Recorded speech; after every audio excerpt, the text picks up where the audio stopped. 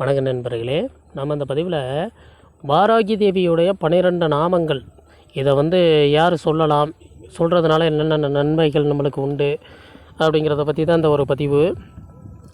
பொதுவாக அந்த வாராகி வழிபாடுங்கிறதே இப்போதைக்கு, அதாவது பார்க்க போனீங்கன்னா ஒரு குறிப்பிட்ட காலகட்டமாக தான் அதீத அளவில் பிரபலமாகிட்டு வருது. சொல்ல போனீங்கன்னா இது ஆதி வாராகிங்கிறது ஆரம்ப காலத்துலேருந்தே வழிபாட்டில் உள்ளவங்க தான். ஆனால் இந்த காலகட்டத்தில் தான் இது அதீத ஒரு வழிபாடுகள் மக்களுக்கிடையே நிறைய ஒரு புரிதல்லாம் ஏற்பட்டிருக்குது. இருந்தாலும் இந்த வாராகியை சில பேருக்கு ஒரு சந்தேகங்கள் என்கிட்டே நிறைய பேர் கேட்டிருக்காங்க, வீட்டில் வச்சு வழிபாடு செய்யலாமா, அந்த வாராகி வழிபாடு வீட்டில் செய்யலாமா அப்படின்னு கேட்பாங்க. அந்த மாதிரி எல்லாருக்கும் ஒரு சந்தேகங்கள் இருக்கலாம். தாராளமாக வாராகி வழிபாடு நம்ம வீட்டில் செய்யலாம், எந்த ஒரு தவறுகளும் கிடையாது. அதே போல் இந்த வாராகியோட மந்திரங்களுங்கிறது கொஞ்சம் சில பேருக்கு கொஞ்சம் சிரமமாக இருக்கலாம், சில பேருக்கு எளிமையாக இருக்கலாம். ஆனால் இருந்தாலும் அந்த மந்திரத்துக்கு நிகராக உள்ள வாராகியுடைய 12 திருநாமங்கள், இந்த 12 திருநாமங்களை சொல்லி வந்தாலே தினசரி நம்ம வாராகியோட ஒரு மந்திரத்தை ஜெபிச்சதுக்கான ஒரு பலனே நம்மளுக்கு கிடைக்கும். எப்படி அப்படின்னு கேட்டிங்கன்னா, அம்மா அப்படின்னு நம்ம ஒரு வார்த்தையில் வாராகி தேவியே அம்மா தாயே அப்படின்னு வேண்டுறதும், அதே நேரத்தில் ஒரு 12 திருநாமங்கள், அந்த அம்பாளுடைய ஒரு 12 நாமத்தை நாம் தினசரி உச்சரித்து பிற்பாடு நம்மளுடைய கோரிக்கைகளை எப்போதும் போல் வேண்டுதலுங்கிற முறையில் நம்ம வச்சுக்கிட்டு வரலாம். அப்படி நம்ம தினசரி எந்த ஒரு ஒரு மனசில் ஒரு சங்கடங்களும் இல்லாமல், ஒரு பயமும் அச்சமும் இல்லாமல் அந்த அம்பாளை நம்ம தினசரி இந்த ஒரு 12 நாமங்கள் சொல்லி அர்ச்சித்து வந்தாலே போதும். நாம் நினச்ச விஷயத்தை நம்ம நினச்ச நேரத்துக்குள்ளேயே நடத்தி வைப்பாங்க. இதை நீங்கள் கண்டிப்பாக நம்பிக்கையோடு எந்த ஒரு விஷயமா இருக்கட்டும், மந்திரமாக இருக்கட்டும், இந்த மாதிரியான நாமங்களாக இருக்கட்டும், துதியாக இருக்கட்டும், எதுவாக இருந்தாலுமே சரி, நம்பிக்கை இருந்து செஞ்சால் அது நிச்சயமாக பலிதம் ஏற்படும்.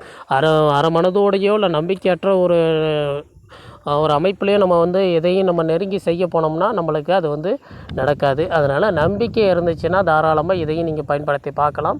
வாராகி வழிபாடு நீங்கள் செய்கிறீங்க அப்படின்னா, இதுக்கு முன்னாடி செஞ்சுக்கிட்டு வர்றீங்க இல்லை இனிமேல் தான் செய்ய போகிறீங்கன்னா, ஒன்றும் மச்சப்பட தேவையில்லை. அம்பாளுடைய திருவுருவ படத்தை வாங்கி கிழக்கு முகம் பார்த்து வச்சுட்டு, அம்பாளுக்கு சிகப்பு வர்ணம் அப்படின்னாலே ரொம்ப பிரியம்.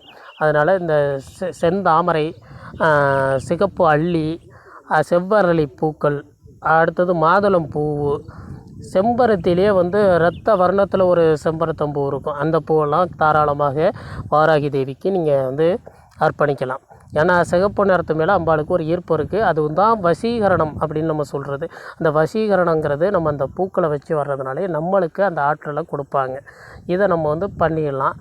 பிரியமான பொருட்களை எதுனாலும் உங்களால் முடிஞ்சதை நிவேதனமாக வைக்கலாம். ஆனால் இந்த வழிபாட்டுக்குன்னு நான் சொல்ல வரல. இந்த வழிபாட்டுக்கு நீங்கள் நார்மலாக ஒரு தீபத்தை ஏற்றி வச்சு ஒரு சிகப்பு வர்ணத்தில் ஒரு பூக்களை வச்சு இந்த 12 திருநாமத்தையும் தினசரி வாழ்வில் காலை பொழுதோ மாலை பொழுதோ உங்களுக்கு நேரம் இருக்கும்போது இந்த வழிபாடை நீங்கள் செஞ்சு வரலாம்.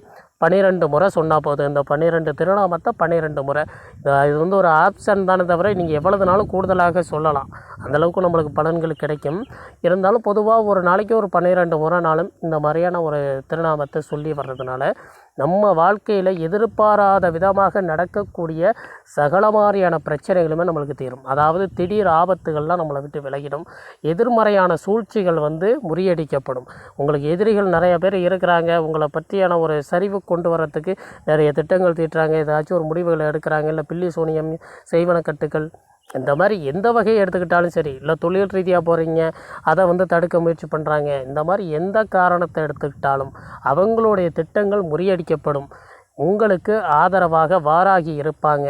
ஏன்னா அவங்கள தினசரி நீங்கள் வணங்குறீங்க, போற்றுறீங்க. அதனால் அவங்க உங்களுக்கு எந்த காலத்துலேயும் எந்த சூழ்நிலையிலும் துணையாக இருப்பாங்க. நீங்கள் ஒரு நல்ல இதை வேறு வழிபாடு மாதிரி கிடையாது. வாராகி வழிபாடு இந்த திருநாமத்தை சொல்லிவிட்டு நீங்கள் சுத்தபத்தமாக இருந்து அந்த நாமத்தை சொல்கிறீங்க.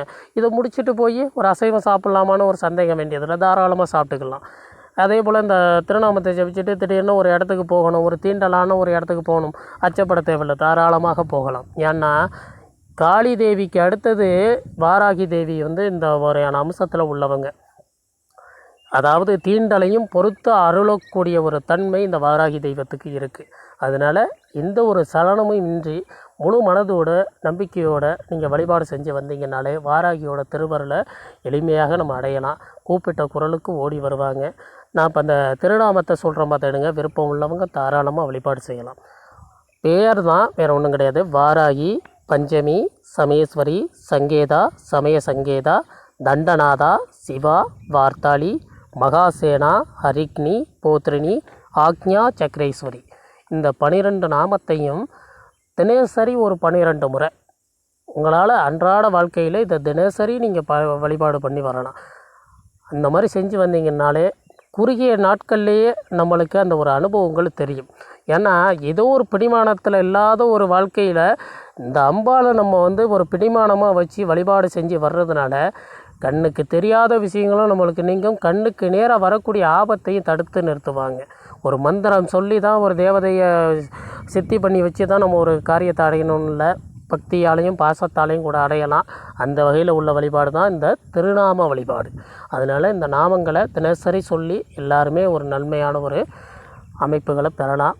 வேறு எதுவும் சந்தேகங்கள் இருந்துச்சுன்னா கமெண்ட் பாக்ஸில் கேளுங்க, நான் உங்களுக்கு ரீப்ளை பண்ணுறேன். மேலும் இன்னொரு பதிவில் சந்திக்கலாம். நன்றி, வணக்கம்.